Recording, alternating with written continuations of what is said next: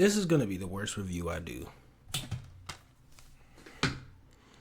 I was recording for like 15 minutes, and I'm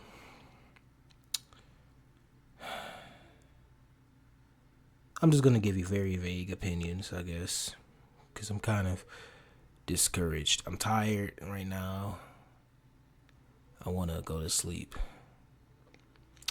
But I figured, hey, why not record a Walking Dead Season 1 review, game review?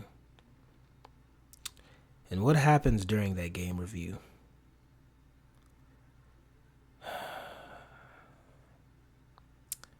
I forget the events of one episode.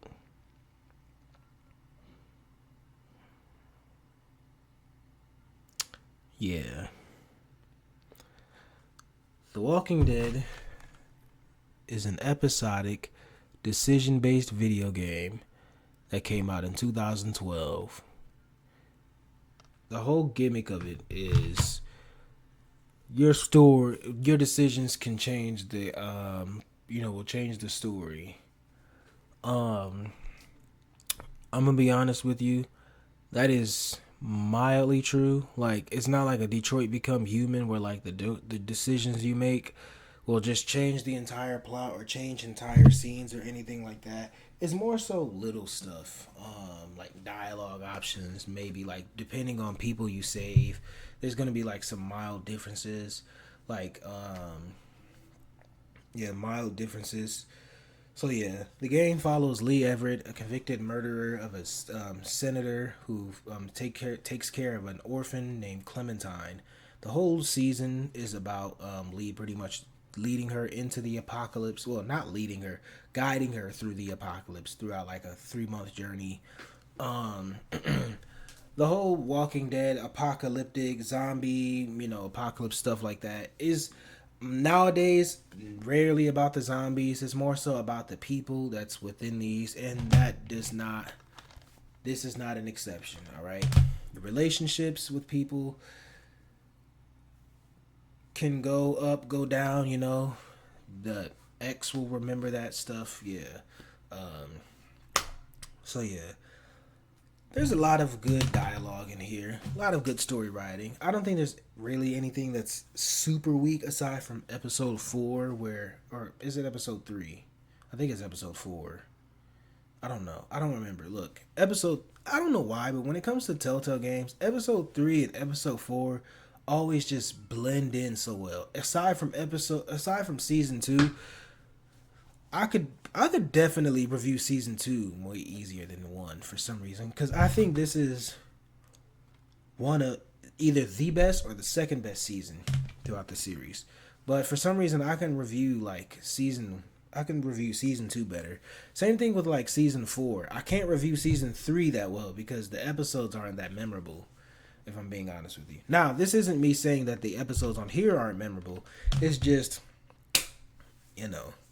So yeah, puzzles. There's a lot of puzzles in here. They get boring really quickly, if I'm being honest with you. Especially like throughout episode 1, where you're doing the absolute most to get some for the task of getting nitroglycerin pills. What is it? You have to get batteries. You have to go on a rescue mission and then kill a bunch of walkers to save this girl that's eventually commits suicide. Then you end up going with another character, Doug, to get some keys. So yeah, the characters that I want to mention in this game. Now, here's a strong spoiler alert, so I'd suggest skipping to like 20 seconds ahead if you don't want to hear what happens. But the characters that we have in here that are introduced that are going to be in the group in episode 1 are going to be, skip now, Kenny, Katja, who commits suicide, Duck, who dies to a gunshot or succumbing to a bite, Carly, who ends up getting shot or eaten by walkers, Doug, who ends up getting eaten by walkers or shot, Ben, who can get shot or eaten by walkers after falling, Mark, who ends up getting eaten and turned into a walker. Who else? I think that might be it. So yeah, one thing I have to mention is that Clementine. A lot of people. I actually only made this realization pretty recently. Clementine going with the stranger at the end, this stranger that Clementine had been talking to on her walkie-talkie, telling him about this stuff that's been happening throughout the season. And he tells her that he's gonna help her find her parents. It's not surprising that she goes with him because the reason why she goes with Lee is because she's looking for her parents. She goes with a complete stranger in the beginning of the season, and it's like okay, she does it at the end of the season as well, and hey, it's just not surprising. I don't think it is that surprising, to be honest, because as I said, she does the same thing. But Clementine is a really good written character, really good written child character. I think Telltale wrote her, and they were thinking about taking her out because they were afraid that players wouldn't care about her. Well, a lot of people care about her, and it's nice that they made her the main character of the season, of the series, not the season, the series. So yeah, the whole thing is kind of just about Clementine. Like season 1, Lee taking care of Clementine. Season 2, Clementine surviving without Lee. Season 3, Clementine getting older and helping her, and you helping her find her baby, AJ. And then season 4, she finds a home with AJ. So it's kind of the whole thing. I think the characters in here are written pretty well. The worst character I'd have to say in that is written throughout the season is between Doug and Carly, if I'm being honest with you. Both of them are pretty shallow. Yeah, both of them are pretty shallow. And I think Carly is one of the most overrated characters in the entire series. So yeah, I just have to mention that because Carly's whole character is basically just being a news reporter. That's Lee's love interest that knows that he's a killer. And honestly, her being a news reporter is pretty irrelevant to her character. But yeah, she knows that Lee is a murderer, and she only brings it up like twice, I think. Yeah, there's a segment in the game where Carly asks you to be more honest with people and tell them about your past, and you can accept it or decline it, whichever one he does. But yeah, Carly is a love interest to Lee, and Doug is also pretty bland. He's just a nerd, but he also does some pretty smart things like a nerd would do. But yeah, there's really nothing beyond that with Doug. Oh, actually, Doug is pretty heroic, which was mentioned in episode 1, and I don't think people give him credit for it in episode 3. But Carly mentioned that Doug actually saved her when they met. Because Carly was about to get attacked by a walker, but he ended up saving her. But in episode 3, if you save Doug in episode 1, he'll pull his character Ben out of the way from getting shot and ends up taking the bullet himself and ends up dying. So, yeah, I think Doug actually has that heroic... Well, yeah, Doug has that heroic element, but still, his whole personality is just nerd. Carly's whole personality is just love interest who can shoot good. That's kind of it. You take a gun away from Carly and now she's useless, if I'm being honest with you. Doug at least knows how to make use his resources. So yeah, there's a lot of dark stuff in here, and actually some of the best villains in here too. There's a story of cannibalism, of bandits that were rapists, but like they don't explicitly show the raping and stuff like that. But like just looking into the lore, the bandits were child rapists. Yeah, child rapists and murderers, like just bunch of thieves and stuff like that. And it's like, wow, people and it makes you remember, like, wow, people will really do anything when there's no laws. Like some people are really just bounded by the law.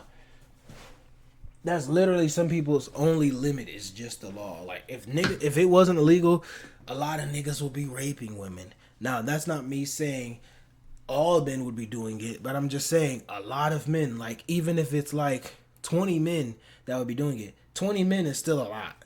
You ever seen 20 niggas in a room? I don't think I've ever seen 20 niggas in the same room that isn't a classroom.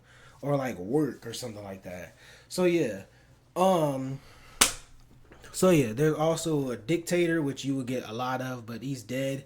He also has this philosophy of survival of the fittest, which ends up collapsing in on itself with a whole society. So, hey, so yeah. Also, a lot of good characters that really shift the plot. I'm not talking about Mark in episode 2. No, I'm talking about Chuck in episode 3. Molly, I don't know. Vernon in episode 4 though, pretty good written character. Um, Vernon and Bree. Who else? Krista and Nomi. They don't really move the plot for real, like except for their appearance in season 2. Their very brief appearance in season 2, which I'll talk about later. So yeah, but yeah, this is not going to be a episode by episode analysis. No, but I will mention that 400 Days is more of an anthology, if than anything. It goes over 5 characters, and basically just their kind of stories of getting into the of how they're dealing with the apocalypse, from Vince, who's only like 2 days into the apocalypse, to I think Bonnie or Wyatt, who's like 200 something days into the apocalypse. So yeah, it does have a lot of variety. This season definitely is the most diverse when it comes to its villains.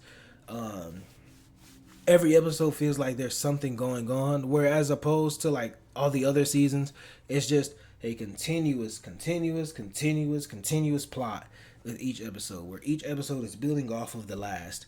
So yeah, one thing I do like about this is the emotion as well. The ending scene, skip ahead if you don't want to go. The ending scene of Lee dying is really one of the most emotional scenes um in the entire series, like genuinely. Um so yeah, I'm kind of going off fumes right now cuz I'm really tired too. It is 11:30. Wow. So yeah. But in my opinion, the best episode is episode 2, Starve for Help. Polarizing stuff. Definitely between Lily and Kenny. What else can I say about this game? I could go over the episodes, but I don't want to. Oh yeah, the stranger being a villain. So yeah, the stranger is supposed to be like the game, telling you like what sorry about that. Basically, the game criticizing you for all the decisions. Because Clementine, everything you do in front of Clementine, she's feeding to him, and he goes back and throws it at you. So like, if you leave Lily at the side of the road, he'll mention that. If you drop Ben, he'll mention that. He won't mention every single thing that you did, but he'll definitely mention like some of the most crucial points that happened in the game. Like, oh, you let Carly die because she knew your secret. It's like, all right, bro. But yeah, the stranger is kind of supposed to be the antithesis of Lee. Like, he's scrawny. He is a father who failed at everything, and he still thinks that he can take care of Clementine.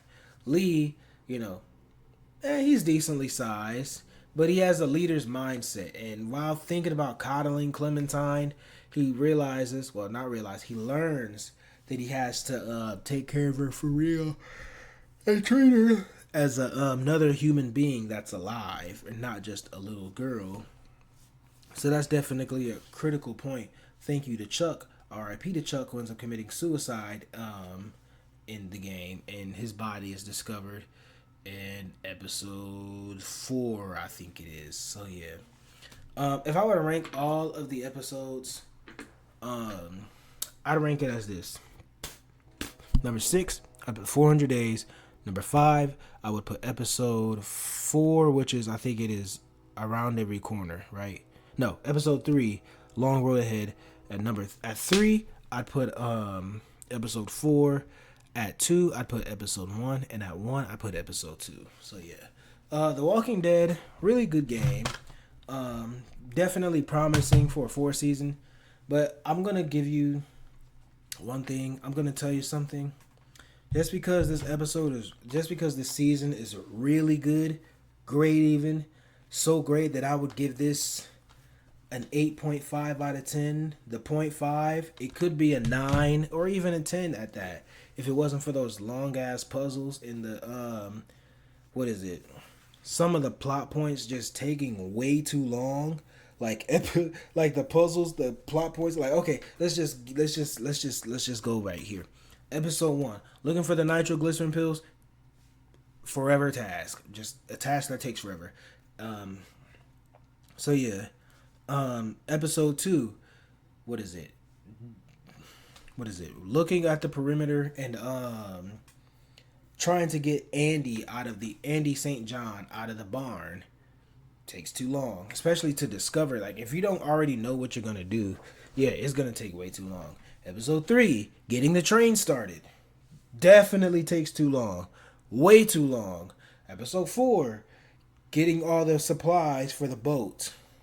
And episode 5, I don't think there's anything like that in episode 5, not to my knowledge. But yeah, the puzzles on here take way too long, and they're not fun. They're boring, if I'm just being completely honest with you, all right? Now, if you think this is the best season on here, I won't blame you. I think it's the second best season, all right? But we can agree to disagree. Every point that you have for this being the best season, I hear you out, all right? I hear you out. I'm all ears, all right? All Tyler, the Creator ears, so yeah. But yeah, 8.5. I'm going to do another video game review. Definitely going to do a few more. I think the next thing I'm going to do is either Catwoman or The Walking Dead Season 2, depending on that. Hope you have a blessed day. Jesus loves you. I'm out.